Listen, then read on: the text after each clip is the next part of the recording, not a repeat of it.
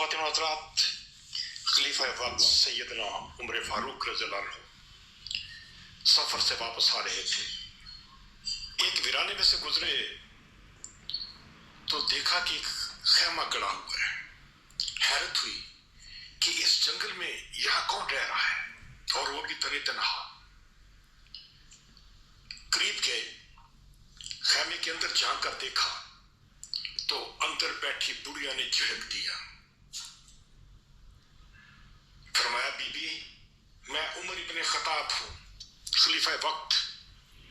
जवाब मिला, चलो अपनी राह लगो, मैं किसी उमर और किसी खलीफे को नहीं जानती, और मेरा उससे ताल्लुक भी क्या है। सैयदना उमर हैरत ज़दा होकर बोले, बीबी, इस कदर बेरुखी और लाताल्लुकी क्यों आखिर? इसकी कोई वजह तो होगी। बीबी बोली, बिल्कुल वजह है। सुनो, शख्स हुक्मरान वो होता है जिसको अपनी रैयत के अच्छे बुरे की खबर हो। तुम्हें क्या पता मैंने क्या क्या अजाब झेले हैं। सैयदना उमर बोले कि बीबी, क्या आपने अपनी परेशानी की खबर, उसकी इत्तला खलीफा को भिजवाई? दोस्तों, बुढ़िया का जवाब सुनने लायक है।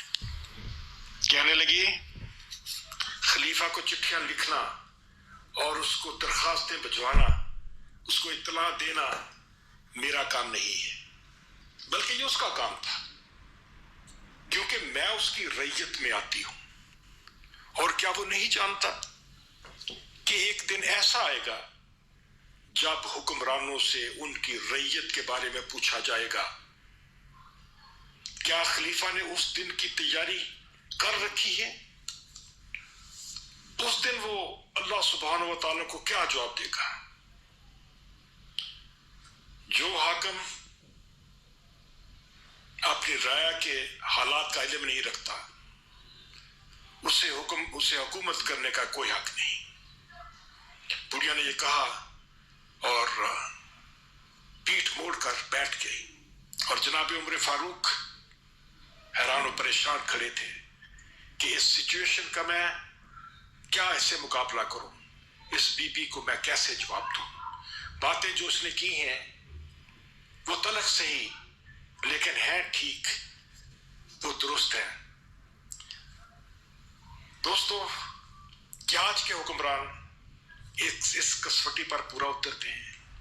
क्या उन्हें अपनी रैयत की कोई मामूली सी भी खबर सुर्त है?